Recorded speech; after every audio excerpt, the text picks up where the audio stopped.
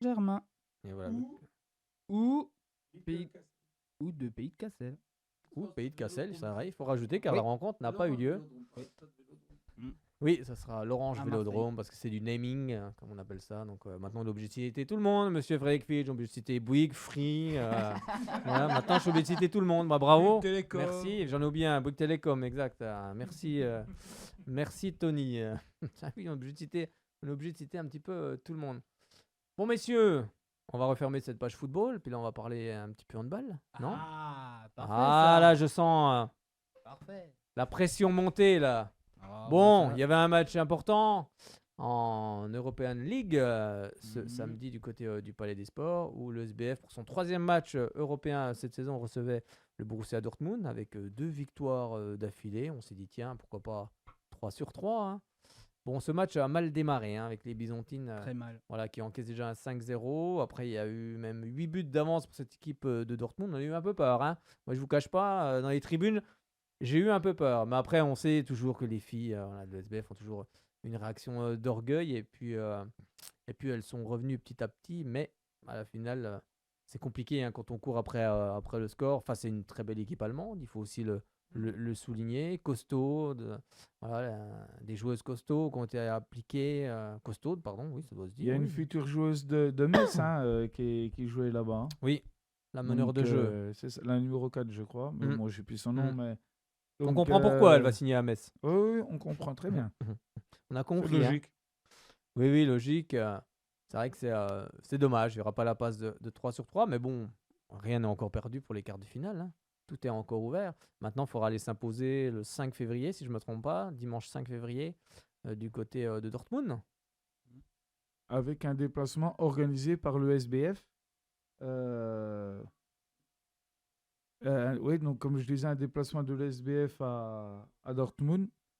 Ah non, c'était jusqu'à hier les réservations. Non, donc j'ai rien dit, mais normalement il y a un déplacement. Donc on va voir s'il y a assez de monde et tout. Il y a un déplacement avec. Bon, moi j'irai pas parce que j'ai pas assez financièrement, je ne peux pas mettre. Oui, bien sûr, c'est parce un que c'est coup. quand Hein. même un coût parce qu'il y a plus de 7 heures de route. Il y a un peu d'autoroute en France, que là-bas c'est gratuit, faut pas l'oublier. Mm. Mais il y a l'autoroute, il y a l'hôtel parce qu'on dort sur place. Ah, d'accord. Donc vous partez la veille alors. Enfin, vous partez la C'est veille. ça, tout le monde part D'accord. le samedi. Ok. Il y a un arrêt de 3-4 heures au bout de 3h30 à peu près de route. D'accord. Ensuite, ils repartent et ils arrivent à l'hôtel vers les 19h-20h. Et il y a un bus complet ou. C'est des minibus, je crois. Ouais. Ah, Et le fait aussi que je ne peux pas, qu'on ne peut pas y aller, c'est 3, que ça c'est les 3 minibus, c'est que pour les supportrices et supporters. Hein. On c'est est ça. d'accord? J'ai entendu plus pour les partenaires, il paraît. Ah, C'est ce d'accord. que j'ai entendu. Mais D'accord. après, s'il y a des spectateurs comme nous qui veulent y aller, Ouais, on va, donc mais- c'est pas des bus de supporters qui partent. Non. Je veux dire, non, Non. voilà, c'est des partenaires, c'est des gens peut-être invités par le club, même si. Ça Ok, aussi. d'accord. Et ce qu'il faut savoir, c'est que ce qui a fait aussi que je ne peux pas y aller, c'est le retour à Besançon à 3-4 heures du matin le lundi. Enfin, dans la Ah nuit oui. du dimanche à lundi. Ah oui, parce qu'on travaille lundi. Donc voilà, donc on travaille. Donc, À moins de poser un jour, mais malheureusement, ça, faut c'est que les, ça. Ouais, faut je que les pense patrons que acceptent, hein, c'est pas toujours le cas. Je pense qu'ils pourraient accepter les miens parce qu'ils savent la passion que j'ai. Mais bon, j'ai pas envie de profiter Oui, après, de ça se quoi. comprend, hein, il y a le travail hein, aussi. Hein, voilà, donc Mais bon, on peut pas faire ce qu'on veut, quoi. j'en connais un normalement, notre trésorier qui a priori aura pris sa place, enfin normalement. Donc on verra bien. Donc il y aura quand même peut-être des tambours s'ils acceptent cette fois-ci. Donc on verra bien. Bon, il n'y a pas de raison, ils sont venus avec les leurs, ceux de Dortmund, Oui, ils étaient non, là parce que derrière moi en l'année plus. dernière qu'on était à Ils ont été- Bietigheim, Ils ont été et très calmes, très ils ont sympas. refusé nos tambours, le porte-voix, Où notre ça vache. Qu'on était à Bietigheim l'année dernière. Ah ouais? En Allemagne, ils ont refusé. Donc, à Dortmund, c'est peut-être autre chose, hein, on verra bien. Bon, je sais pas ce qu'est un tambour, tu vas pas le lancer au milieu du. Enfin, je sais pas. J'ai du mal à comprendre Et qu'on refuse pourtant, des les tambours. supporters de Bietigheim, ils avaient leur truc. Eux. Voilà, là ceux de Dortmund, ils sont venus avec les tambours et tout, donc il n'y a pas de raison qu'ils refusent les tambours sur place. Enfin, moi je comprendrais pas trop. S'ils sont acceptés à Besançon, Pourquoi voilà, il ne serait pas accepté là-bas du côté Ah du oui. en European League ce samedi du côté du Palais des Sports où le SBF pour son 3e match européen cette saison recevait le Borussia Dortmund avec 2 victoires d'affilée. On s'est dit tiens pourquoi pas 3 sur 3 hein. Bon, ce match a mal démarré hein, avec les Byzantines Très mal. voilà, qui encaissent déjà un 5-0. Après, il y a eu même 8 buts d'avance pour cette équipe de Dortmund. On a eu un peu peur. Hein. Moi, je vous cache pas, dans les tribunes, j'ai eu un peu peur. Mais après, on sait toujours que les filles voilà, de l'SBF ont toujours une réaction d'orgueil. Et puis, elles sont revenues petit à petit. Mais à la finale, c'est compliqué hein, quand on court après le score. Enfin, c'est une très belle équipe allemande. Il faut aussi le souligner. Costaud, voilà, des joueuses costauds qui ont été appliquées. Costaudes, pardon, oui, ça doit se Il y dire. a une oui. future joueuse de Metz hein, qui jouait là-bas. Hein. Oui, la meneur Donc, de jeu. c'est ça, la numéro 4, je crois. Mais Mm. moi, je sais plus son nom. Mm. Mais... On Donc, comprend pourquoi elle va signer à Metz. Oui, oui, on comprend très bien. On a C'est compris. Hein. logique. Oui, oui, logique. C'est vrai que c'est dommage. Il n'y aura pas la passe de 3 sur 3. Mais bon, rien n'est encore perdu pour les quarts de finale. Hein. Tout est encore ouvert. Maintenant, il faudra aller s'imposer le 5 février, si je ne me trompe pas. Dimanche 5 février, du côté de Dortmund. Avec un déplacement organisé par le SBF. Oui, donc comme je disais, un déplacement de l'SBF à Dortmund. Ah non, c'était jusqu'à hier les réservations. Non, donc j'ai rien dit, mais normalement il y a un déplacement. Donc on va voir s'il y a assez de monde et tout. Il y a un déplacement avec. Bon, moi j'irai pas parce que j'ai pas assez financièrement, je ne peux pas mettre. Oui, oui, bien sûr, c'est parce un que c'est coup. quand Hein. même un coût parce qu'il y a plus de 7 heures de route. Il y a un peu d'autoroute en France, que là-bas c'est gratuit, faut pas l'oublier. Mm. Mais il y a l'autoroute, il y a l'hôtel parce qu'on dort sur place. Ah, d'accord. Donc vous partez la veille alors. Enfin, vous partez la C'est veille. ça, tout le monde part D'accord. le samedi. Ok. Il y a un arrêt de 3-4 heures au bout de 3h30 à peu près de route. D'accord. Ensuite, ils repartent et ils arrivent à l'hôtel vers les 19h-20h. Et il y a un bus complet ou. C'est des minibus, je crois. Ouais. Ah, Et le fait aussi que qu'on ne peut pas y aller, c'est 3, que ça c'est les 3 minibus, c'est que pour les supportrices et supporters. Hein. On c'est est ça. d'accord J'ai entendu plus pour les partenaires, il paraît. Ah, C'est ce d'accord. que j'ai entendu. Mais D'accord. après, s'il y a des spectateurs comme nous qui veulent y aller, Ouais, on va, donc mais- c'est pas des bus de supporters qui partent. Non. Je veux dire, non, Non. voilà, c'est des partenaires, c'est des gens peut-être invités par le club, même si. Voilà. Ça Ok, aussi. d'accord. Et ce qu'il faut savoir, c'est que ce qui a fait aussi que je ne peux pas y aller, c'est le retour à Besançon à 3-4 heures du matin le lundi. Enfin, dans la Ah nuit oui. du dimanche à lundi. Ah oui, parce qu'on travaille lundi. Donc, voilà, donc on travaille. Donc, À moins de poser un jour, mais malheureusement, ça, faut que c'est les, ça. Ouais, faut je que les pense patrons que acceptent, pour- hein, c'est pas toujours le Je cas. pense qu'ils pourraient accepter les miens, parce qu'ils savent la passion que j'ai. Mais bon, j'ai pas envie de profiter Oui, de après, ça se quoi. comprend, hein, il y a le travail hein, aussi. Hein, voilà. Donc Mais bon, on peut pas faire ce qu'on veut, quoi.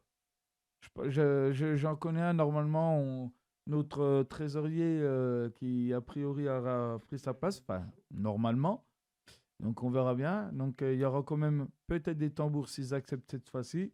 Donc on verra bien. Il n'y a pas de raison, ils sont venus avec les leurs, ceux de Dortmund, Oui, ils étaient non, là parce que derrière moi en l'année plus. dernière, qu'on était à Ils ont été- Bietigheim, Ils ont été et très calmes, très ils ont sympas. refusé nos tambours, le porte-voix, Où notre ça bâche. Quand on était à Bietigheim l'année dernière, Ah ouais en Allemagne, ils ont refusé. Donc, à Dortmund, c'est peut-être autre chose, hein, on verra bien. Bon, je sais pas ce qu'est un tambour, tu vas pas le lancer au milieu du. Enfin, je sais pas. J'ai du mal à comprendre Et qu'on refuse pourtant, les les tambours. supporters de Bietigheim, ils avaient leur truc. Eux. Voilà, là ceux de Dortmund, ils sont venus avec les tambours et tout, donc il n'y a pas de raison qu'ils refusent les tambours sur place. Enfin, moi je comprendrais pas trop. S'ils sont acceptés à Besançon, pourquoi voilà, ils seraient pas acceptés là-bas du côté de Oui, puis Dortmund nous, on avait accepté ceux de Bietigheim, on a accepté ceux de Dortmund. Bah oui, Donc, bah oui. ouais. Mais je crois, de ce que j'ai compris, c'était la loi allemande. Et pourtant, Bietigheim, ils avaient leur tambour. Bah oui. On y était. Alors, à ce compte-là, faut refuser pour tout le monde, quoi. C'est ça. Bon, c'était pas très sympa, quoi, on va dire. Mais- Pas très sympa. Bon, qu'est-ce que vous en avez pensé de cette rencontre avec d'ailleurs, un passage. Hein. On va souhaiter un bon rétablissement à Alizé Alizé. Frécon de Mouges, hein, qui Ça me s'est fout les boules blessé. pour elle, Puis sans déconner. elle en a pour 4 à 6 semaines, donc on pense C'est ça. bien à elle ce soir.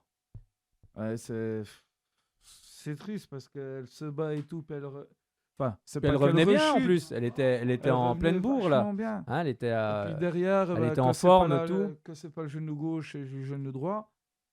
euh, Bon, c'est déjà pas une ça- rupture des ligaments non, croisés. heureusement. C'est déjà bien parce que Heureusement. là, c'est Et de ce c'est que plus j'ai compliqué. compris, je sais pas si du coup, bon, d'un autre côté, il a pas trop le choix. Enfin, c'est pas qu'il a pas trop le choix, bah, c'est mon avis. Je pense qu'il vaut mieux. Il est en train de voir pour essayer de trouver un joker médical. Parce qu'on a quand même plus Dembélé. Et là, pendant 4 à 6 semaines, on n'a pas Alizé Frécon. Donc, il est en train de voir pour trouver un joker médical. Mais en 4-6 semaines comme ça, rapidement, c'est pas facile. Il a fait comprendre que ça va être dur à trouver. Mais voilà, parce que rapidement, avec tous les matchs de Coupe d'Europe qu'il y a, que le joker médical, ça se trouve, elle est en train de jouer d'autres matchs importants avec une autre équipe.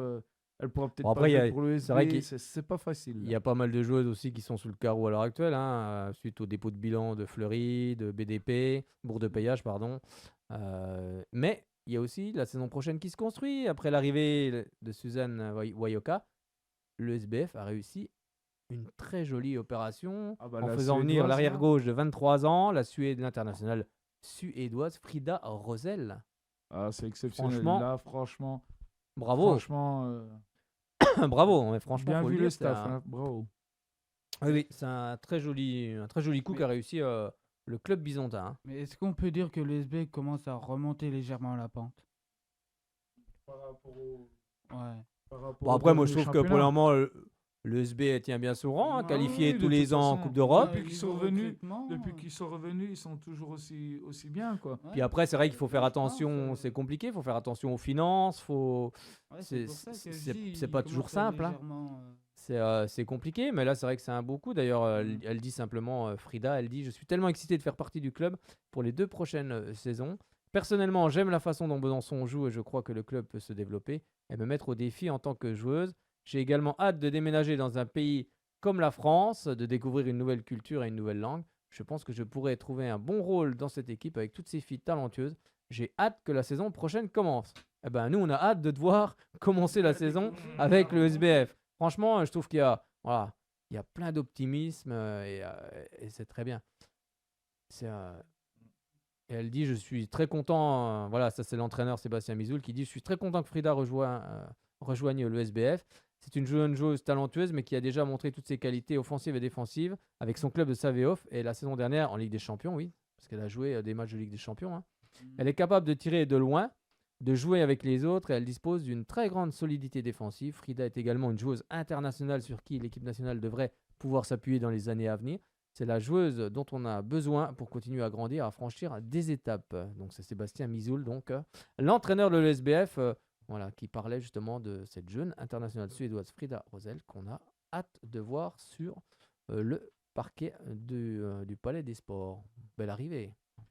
très belle. Et en plus, elle peut tirer de loin. C'est vrai que c'est important maintenant dans le handball aussi. Ça permet voilà, de décanter beaucoup de choses. Mais bon, avant ça, il y aura un match du côté de Dortmund. Et puis, il y aura aussi après un match de Coupe de France face à Nice, Contre Nice. le 1er février. Faut pas- Donc, il y a des échéances importantes. euh, Et c'est vrai que ça va jouer quasiment tous les 3 jours. Là. Et puis ce mois de février, niveau championnat, ça va être aussi costaud parce qu'il Oui. y aura Dijon, il y aura Metz. Mm. Donc, ouais. Et Nantes dans 2 jours. Oui, c'est ça. Il y a Nantes aussi, Moi, exactement. Et ce que je viens de voir, c'est que, bon, d'un autre côté, vaut mieux parce que là, elles ont un rythme. Nantes, où on va très retrouver soutenu. quelqu'un qu'on connaît bien, Nantes. Oui, Marine Dupuis. Eh oui, Marine Dupuis, qu'on salue, Et bien là, évidemment. de ce que je vois, ils vont mettre les filles au repos à partir de jeudi jusqu'à dimanche, ou peut-être plus. Mais je pense que c'est une très bonne idée parce que là, le Oui. rythme soutenu à un moment donné, 4 jours comme ça va leur faire du bien. Lâcher un peu parce que là, Oui. bouh. Bah, elle joue tous les 3 jours, hein, Donc là, non, mais franchement, c'est une bonne Quasiment. idée ce qu'ils ont eu. quasiment. Donc, à un moment donné, il faut aussi recharger les batteries. C'est Penser ça. à autre chose que le handball. Donc, ça fait du bien. À mon avis, 4 jours de repos, je pense que c'est surtout pour que Mizou profite un peu. Mais bon, on va pas aller dans les détails, cela ne nous regarde pas. Oui, oui, non, puis ça fait du non, bien. mais sérieusement, je pense que c'est vraiment. Ça va fait du vraiment bien de penser à autre chose que le handball. Exactement, il faut faut lâcher lâcher un peu aussi. tout ça, Exactement, parce que c'est- sinon, après, c'est trop de pression, trop de choses. Puis c'est vrai que c'est beaucoup de pression. C'est la Coupe d'Europe, il faut aller gagner à Dortmund, il faut gagner tous les matchs quand on est comme elles, des compétitrices, on a envie de gagner Et tous puis les matchs, mine de- mais ça fait du bien de se reposer aussi physiquement et mentalement. Et puis, mine de rien, on disait le match de Coupe de France. On a envie de dire, la Coupe d'Europe, le championnat est plus important, mais le fait Ah, c'est qu'on a important, goûté. la Coupe de Voilà, France. non, mais ce Eh que j'allais oui. dire, le fait qu'on a goûté en plus à Bercy l'année dernière, ça Ah, donne puis- une motivation. Puis des trophées, c'est Et là, important. Ah oui, pour une non, mais joueuse, on c'est a envie très d'y important. retourner. Nous, Bien on a- sûr. on s'en fout de la. Ah oui, on la avait fiche vécu de la un bon finale, on y moment, va, hein. On avait passé un bon moment Ah, c'était du exceptionnel. côté de Bercy, Ah, yeah, on du a envie côté d'y de retourner. l'Arena.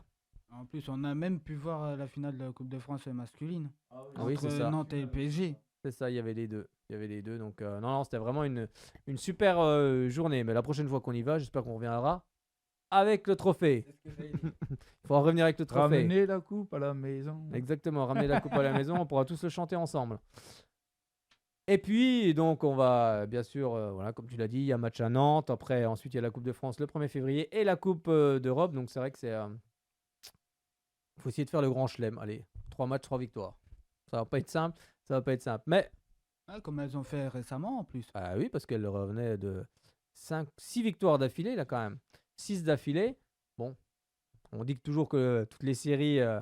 Voilà, ça s'arrête un jour, mais bon, on aurait bien aimé qu'elle continue un petit peu plus Ah bah samedi là, quand même, hein. oui, non, mais là, c'est sûr. Mais oui. bon, c'est vrai que ce match est parti sur des mauvaises bases. Il est mal parti d'entrée. Et après, il faut courir après le Pourtant, score. bon, quand j'ai vu le mauvais départ, je me suis dit, puis je me suis dit, c'est pas grave, parce que quand on Tu regarde. nous l'as refait, hein, ah d'accord. Non, plus sérieusement, je me suis dit, c'est pas grave, parce que quand on réfléchit ce qu'on a fait à Molde, on leur a foutu une misère, n'empêche qu'on perdait 3-0 À au Molde, début du ouais, match là, contre Molde. c'est vrai. Et on a gagné et on les a.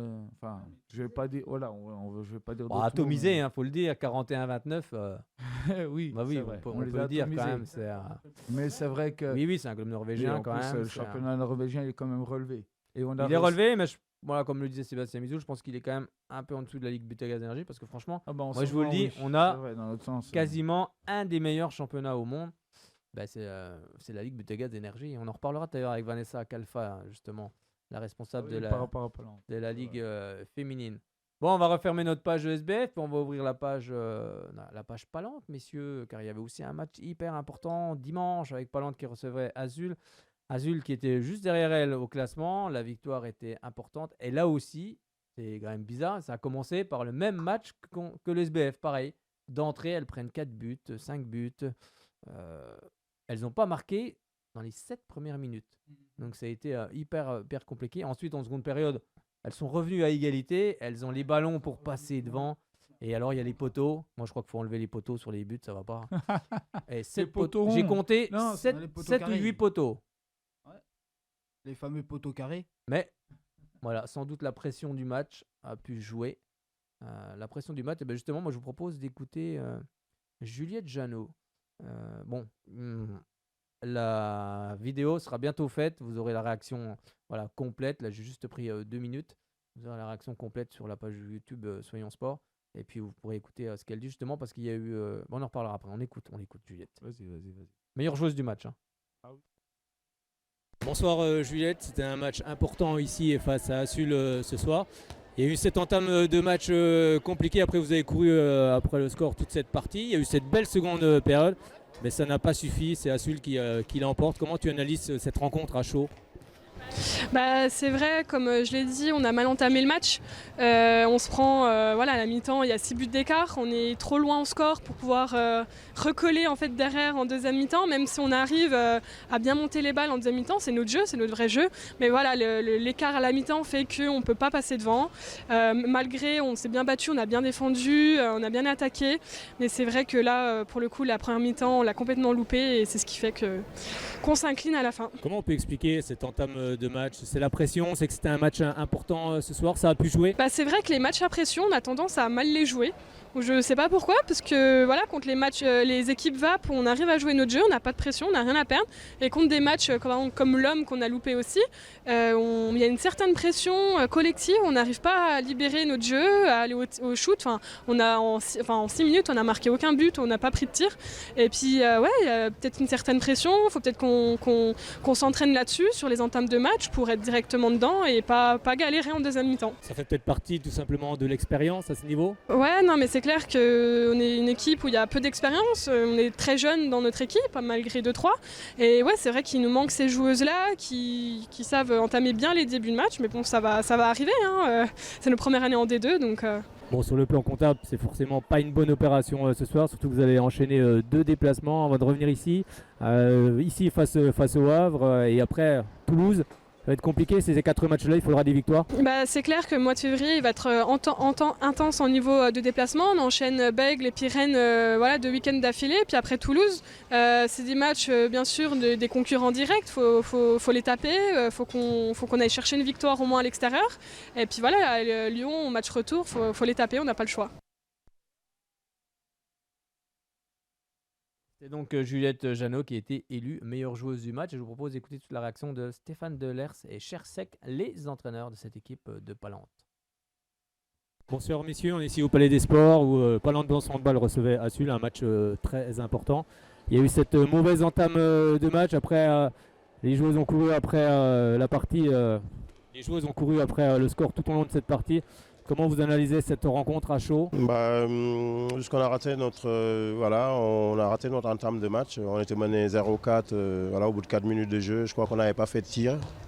On a essayé de trouver des solutions un peu trop compliquées. Donc Lyon, logiquement, était devant. Et puis garder son avantage toute la première mi-temps et a viré avec 16-10. Donc le match d'avant aussi, elles avaient mené contre Noisy dans ces scores-là, 17-10. Et Noisy, même si Noisy avait recollé, c'est une équipe qui a l'habitude de bien commencer ses matchs et de commencer fort. Après, sur la deuxième mi-temps, on réagit bien, on revient bien dans le match. Et puis après, ça se joue sur la fin. On a des balles pour passer devant. On n'a pas réussi à le faire. Et puis la fin de match nous a été défavorable. Comment on peut expliquer cette entame de match? C'est peut-être la pression aussi qui a pu jouer parce qu'on sait que c'est un match important et c'est vrai qu'il faut la gérer, la pression, c'est jamais simple. Oui, après, c'est le haut niveau, c'est la D2. Il faut aussi que ces filles-là soient capables d'appréhender ce type de match en jeu. Alors, c'est sûr que c'est un peu plus facile mentalement d'aller jouer contre des équipes qui sont potentiellement plus fortes, des VAP, et on les a tapées. Et puis maintenant de jouer sur une équipe qui joue sa peau tous les matchs comme nous on doit le faire, c'est vrai qu'on a mis un peu plus de pression. Nous on avait essayé d'aborder le match en disant allez, pas de pression supplémentaire puisque c'est un match comme un autre, il y en aura d'autres, il y en a encore 14. La seule chose, c'est peut-être qu'elles l'ont pris avec plus de pression que ce qu'on pensait. On avait essayé de dédramatiser la chose. On a bien vu que nos filles étaient au frein à main. D'ailleurs, la preuve en est, en deuxième mi-temps, elles sont dit, allez, lâchons-nous, on verra bien ce qu'il en sera. Et puis on a recollé, on avait même 2 balles pour passer devant, qu'on a vendangé, une sur le poteau quand même, et puis un tir toute seule face à la gardienne. Donc c'est dommage parce que là, le match peut tourner et à ce moment-là, on peut avoir une autre forme d'arbitrage. Et on a eu malheureusement pas eu de chance contre nous, ce qui est dommage quand on voit l'affluence qu'il y a eu, quand on voit le nombre de personnes qui étaient là, qui vibraient, ça fait plaisir. Je pense que les filles, elles étaient portées par ça aussi. Et oui, car c'était la fête du sport féminin, donc les joueuses sont rentrées sur le terrain avec des jeux de jeunes enfants de ces clubs formateurs. Et c'est vrai que c'était un super moment. C'était quand même sympa ce moment, messieurs, avec les joueuses de Palente qui sont rentrées justement avec des jeunes, des centres de formation. Enfin, De tout sport. oui, de tout sport en plus. Et tous les sports avaient été réunis. Il y Et c'est vrai que c'était une belle du fête. judo, il y avait du Du foot rugby, je crois forcément, bien, le le rugby, je BF crois. aussi, le besançon football, il y avait Oui, du le foot, SBF il y avait, aussi, oui. il y avait un peu, il y avait un peu tous les sports qui étaient représentés. Et c'est vrai que c'était Non, c'était assez sympa. C'était cool. C'était assez sympa.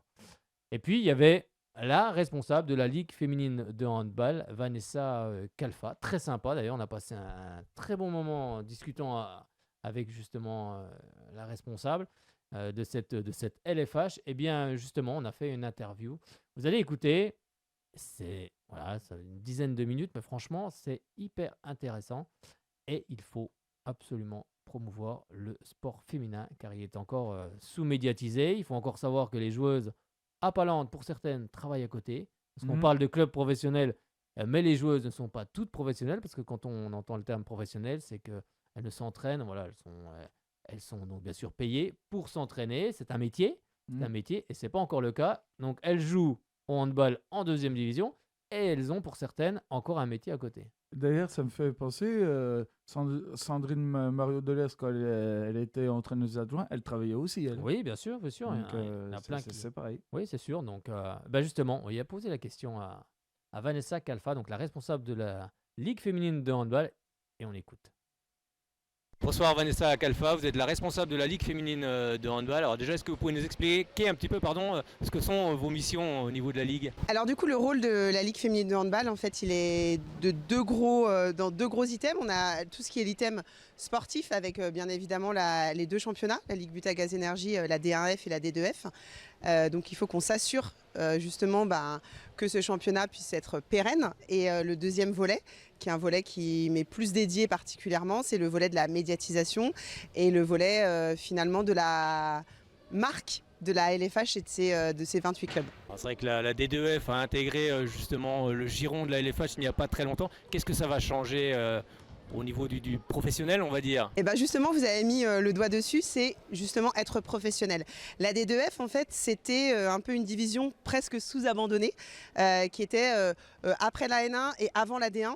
Et donc du coup, le fait qu'elle ait pu intégrer dès juin, mais on avait commencé à travailler déjà une saison avant la Ligue professionnelle, c'est qu'en fait, elle est devenue et elle a obtenu son ticket finalement de division professionnelle. Alors, aujourd'hui, on parle d'une division semi-professionnelle parce qu'entre 50 et 60% des joueuses et staff sont professionnels, mais elle a vocation à devenir comme chez les garçons en Pro League, pourquoi pas 100% professionnels. En tout cas, la division et les gens qui y jouent sont maintenant considérés comme professionnels, donc la D2, deuxième division du handball féminin, est désormais professionnelle. Alors on sait que c'est compliqué aussi pour le handball féminin en ce moment, on sait que des clubs comme Fleury, comme Beaupaillage, d'autres clubs ont des problèmes financiers. Comment se porte le handball féminin à l'heure actuelle? Eh ben, le handball féminin, en tout cas, se porte plutôt bien parce que on a de plus en plus de clubs qui se structurent, on a de plus en plus de clubs qui se professionnalisent. Par contre, on sent qu'il y a effectivement une fragilité dans le sport féminin d'une manière générale. Est-ce que c'est post-Covid? Est-ce que c'est parce qu'aussi on en demande beaucoup et que finalement le gap pour devenir professionnel est un petit peu compliqué? Mais c'est aussi le lourd passé qu'on a finalement de clubs qui ont déjà malheureusement coulé. Et c'est cette instabilité du handball professionnel féminin et le sport féminin d'une manière générale qui a encore un peu plus de mal à sortir par rapport au sport masculin. Donc on est sur une fragilité, donc il faut qu'on fasse attention à nos clubs, mais on est aussi à la fois sur une exposition qui est de plus en plus médiatique parce que les clubs jouent le jeu. C'est-à-dire qu'on fait des partenariats, les clubs se bougent et les clubs produisent et finalement deviennent presque producteurs de leur médiatisation. Et donc quelque part on a le cœur un peu serré parce que effectivement on a ces problèmes de constance et puis financiers, et puis on a ces beaux clubs qui se bougent pour montrer voilà que le handball féminin et le sport féminin ça existe et on n'est pas prêt de lâcher l'affaire. Justement, j'allais vous en parler de la médiatisation. On sait que beIN Sport avait lâché le contrat, il y a aussi Handball TV maintenant qui arrive. C'est ça l'important, c'est aussi qu'on voit du handball féminin peut-être sur les télévisions en clair, ça serait bien, Eh bien oui, exactement. Des fois on nous demande pourquoi est-ce qu'il y a une telle médiatisation du foot. Peut-être parce qu'on allume les chaînes en clair et on en a tous les jours. Donc nous, il fallait qu'on sorte le handball de l'ombre. 2 ans, 1 an en arrière, on avait un match sur Sport en France et qu'on remercie parce qu'ils ont été là, de Ligue Butagaz Énergie. On en avait 20 sur une saison qui comporte 26 journées, donc on n'arrivait même pas à écrire une histoire. Aujourd'hui, à fin janvier, grâce à Handball TV, on va être à 96 matchs qu'on a pu faire en D1 et en D2. En D2, c'est de l'autoproduction, donc il faut s'imaginer que ce sont les clubs qui deviennent producteurs de leurs matchs. Nous, on leur a mis à disposition le canal, donc Handball TV, qu'on a financé, et eux, on leur dit, voilà, personne ne s'intéresse à nous, eh ben, on va s'intéresser nous-mêmes à nous et on va devenir ces producteurs et on va vous montrer ce handball. Et effectivement, les chiffres que l'on a sont que les gens sont intéressés. Et derrière, on produit 2 à 4 matchs en Ligue Butagaz Énergie avec aussi des télés locales qui nous soutiennent. Et donc, effectivement, 96 matchs. Voilà, 96 matchs en une demi-année. C'est quelque chose qui est exceptionnel avec Handball TV où vous pouvez avoir des lives, vous pouvez avoir des insides. Alors, on pourrait dire que c'est une télé-institutionnel parce que effectivement on produit nos matchs mais sauf que les insides qui sont mis sont faits aussi par les clubs. Ça veut dire qu'on est dynamique et que intéressez-vous à nous.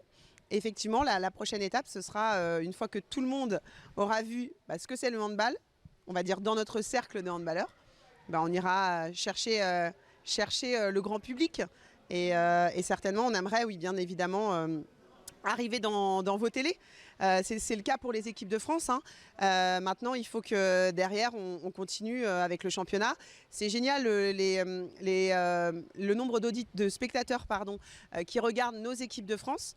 Maintenant, on a aussi des très beaux championnats et c'est à nous de le faire. Et Handball TV permet aussi ça parce qu'on a et les garçons et les filles. Et donc, au moins, on ne sera pas resté sans rien faire et on est en train de sortir, en tout cas, le handball de l'ombre dans laquelle on était et surtout le handball féminin. Oui, parce qu'il y a un très beau championnat de Ligue Butagaz Énergie qui est quand même un des meilleurs championnats du monde, il faut aussi le dire. Il y a de très bonnes joueuses également. Et aussi, c'est vrai qu'en étant médiatisé, ça va attirer des sponsors. C'est ça qui est important, c'est que l'argent, c'est un peu le nerf de la guerre. Mais c'est le nerf de la guerre partout, effectivement. Tu le disais, on se rend peut-être pas compte parce qu'on est picousé à la Ligue Butagaz Énergie depuis tant d'années. Mais n'ayons pas peur des mots, c'est le plus beau championnat mondial. Alors certes, on n'a pas encore gagné la Ligue des Champions, mais je pense que c'est pour cette année. On fait des belles choses en Coupe d'Europe, mais aujourd'hui, je ne renie pas ce que fait les autres nations européennes, mais on a été élu dernièrement la ligue la plus structurée européenne, avec le championnat le plus fort. Pourquoi ? Parce que c'est la bataille tous les week-ends, d'ailleurs toutes les semaines, parce que c'est en semaine. Et sur la D2F, c'est pareil. Aujourd'hui, on a un championnat qui est de plus en plus dur, on a vu aujourd'hui Palante qui malheureusement perd sur la fin du match contre Vaux-en-Velin, mais qui a tenu la dragée haute à Sambre, qui est pourtant VAP, qui a tenu la dragée haute à la Stella. Voilà, donc c'est aussi ça qui est important, c'est de se dire, voilà, si on veut que notre antichambre D2F soit vraiment très forte et porte encore plus notre D1, justement, il faut qu'elle se structure et il faut qu'on trouve des partenaires. Et on espère qu'avec la médiatisation, et notamment Handball TV, et tout ce que font nos clubs en termes de communication sur les réseaux, mais B2B, tous les événements qui sont mis en place, on va pouvoir faire que des gens s'intéressent au handball et s'intéressent au handball féminin et disent mais oui, effectivement, notre marque, on se reconnaît dans les valeurs et on va investir, on va vous aider à promouvoir et puis à ce que la France entière devienne handball féminin. Oui, parce que quand on regarde tout ça, on voit que le club de Palante est professionnel, mais il y a aussi certaines choses qui ne sont pas encore professionnelles, qui ont un travail aussi à côté, c'est compliqué. Exactement. C'est très compliqué, c'est-à-dire qu'il faut s'imaginer. La D2, je pense que c'est la division la plus compliquée, mais véritablement dans le handball. C'est-à-dire qu'on a certaines joueuses effectivement qui sont professionnelles, mais avec par exemple qui vont s'entraîner le matin et le soir, sauf que le matin elles vont être 4-5 peut-être, et encore 4-5 c'est quand on a un collectif qui est important. Aujourd'hui c'est 3 joueuses professionnelles. Pour être en D2F. Donc 3 joueuses professionnelles, on ne peut pas s'entraîner à 3. Et puis on va jouer contre des équipes qui peuvent être à 10, 12 quand elles sont en VAP ou bien moins. Et ces filles-là, une partie sont professionnelles, l'autre partie sont soit à l'école, soit ont un travail.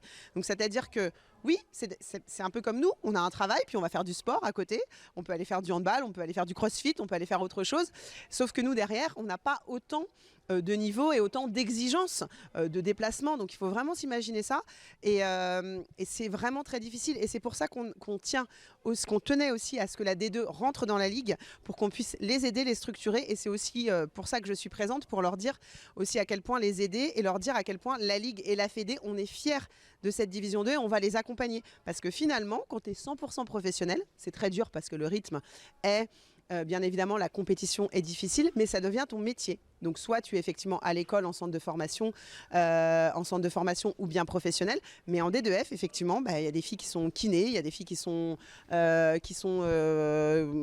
ne connais pas tout, mais qui ont en tout cas, je dis kiné parce que j'en connais plusieurs qui sont kinés, qui sont profs, mais ça veut dire qu'il faut aussi, il y a des filles qui prennent des jours de vacances. Voilà, c'est ça la réalité, qui prennent des jours de vacances pour pouvoir aller faire finalement de leur passion un métier, mais un métier pour lequel elles ne sont pas 100% rémunérées. Donc nous, notre objectif, évidemment, c'est de travailler avec nos clubs pour diminuer le nombre de semi-professionnels, parce qu'un jour, ça va exploser. Bon, vous n'allez pas manquer de travail dans les années à venir, car il faut que le sport féminin remonte voilà, à l'égalité homme-femme, ça serait bien aussi. Ah ben, je crois que c'est même pas remonté parce qu'elle n'a jamais été. Je pense qu'il faut juste se dire qu'aujourd'hui le sport féminin ça existe et que on va pas lâcher en fait, on va pas disparaître et on va prendre la place qui nous est réservée. Voilà, donc pour toutes celles et ceux qui vont écouter, il n'y a pas de féminisme dans mes propos, il y a juste un amour profond de ce que l'on fait et une reconnaissance et un bravo pour toutes ces femmes et ces hommes qui travaillent pour le sport féminin et pour le handball féminin. On va juste prendre la place qui nous est due, c'est-à-dire que on va pas faire de révolution, on va prendre ce qui est à prendre et on ne va pas vous lâcher, je le répète, parce qu'on est inspirante. Mais il y a de la place pour les femmes, je crois. Après, ce sera peut-être plus facile. Moi, j'ai foi en l'avenir. Je suis de la génération où j'ai 40 ans et où quand on parle de sport, on nous dit ah, c'est ton métier. C'est encore un peu... les filles de mon âge, quand j'avais 20 ans, en tout cas, c'était presque incongru de faire du sport à haut niveau ou de faire du sport professionnel. Là, maintenant, toutes les jeunes générations, leur mère, elle fait du sport, leur copine fait du sport, leur sœur fait du sport. Donc, en fait, moi, je crois énormément dans l'homme qui va justement se dire, mais c'est normal. Moi, ma copine, elle fait du sport, elle est professionnelle, ma mère faisait du sport, etc. Donc, du coup, ça va être tout simplement naturel et normal. Et encore une fois, on ne lâchera pas notre place. Merci beaucoup Vanessa Calfa et puis à très bientôt ici dans ce Palais des Sports. Exactement, en mars pour l'ESBF. Voilà, un échange très sympa avec Vanessa Calfa, donc la responsable de la Ligue féminine de handball. Bon, messieurs, sympa cette discussion, elle a tout dit. Ah, exactement tout dit. Il n'y a rien à dire, rien à rajouter, elle est exceptionnelle. Donc moi j'ai toute confiance en elle. À l'entendre. Très dynamique. Ah oui, Voilà, c'est dynamique. Elle est. exactement, elle va de l'avant. Elle est c'est ce qu'il motivée, elle veut faire son job et elle le fait bien. Donc non, franchement, excellente. Eh bien, juste pour vous donner deux résultats, on va fermer bientôt la page handball. Pour vous dire que Belfort en National 1, le Bob s'est imposé du côté de Célestat 36-26. Et puis le CS Vesoul, lui, s'est imposé devant Molsheim 29-27. Ça, c'était pour les garçons. Et puis donc le CS Vesoul est deuxième avec 34 points. Et puis Belfort est cinquième avec 30 points. C'est ce qu'on pouvait dire sur le handball. On va refermer la page handball. Allez, juste un petit mot de futsal, parce qu'on était au futsal ce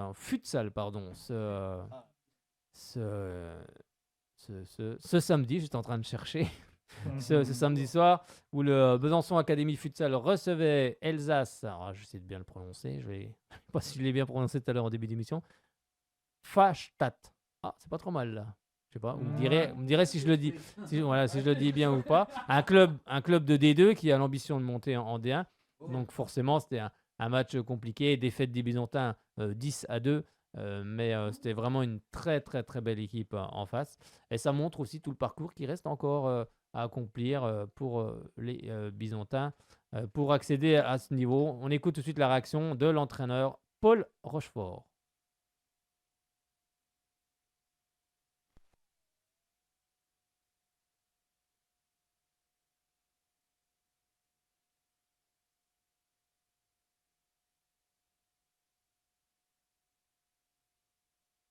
Bonsoir Paul, élimination du Besançon Academy Futsal. Ça a été compliqué ce soir, vous êtes tombé face à une équipe sérieuse, appliquée en face.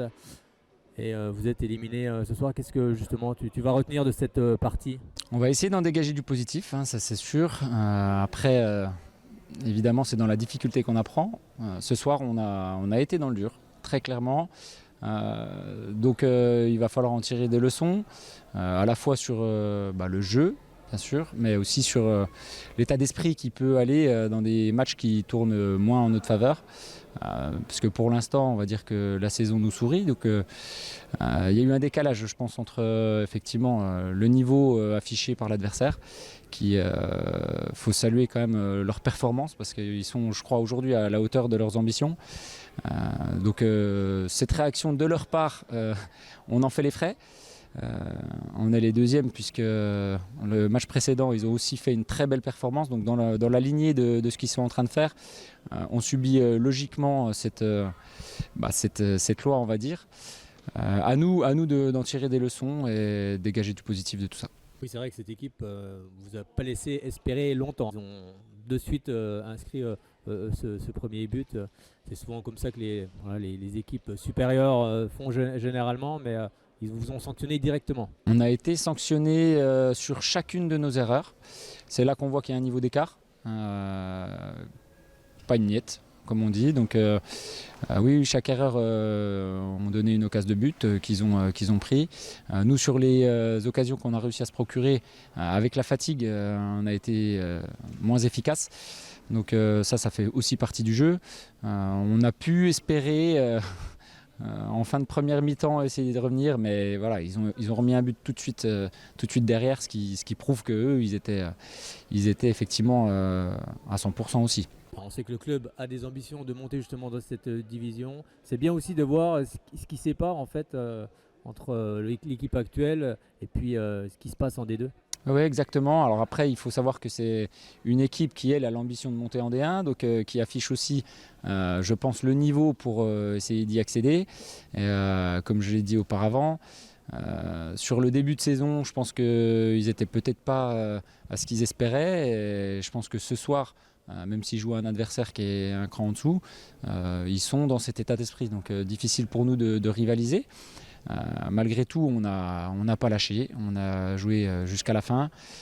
Donc ça, c'est le premier apprentissage positif qu'on peut en dégager. Et puis c'est effectivement dans la difficulté qu'on apprend. Donc voilà, il y a beaucoup de leçons à tirer, c'est le plus intéressant.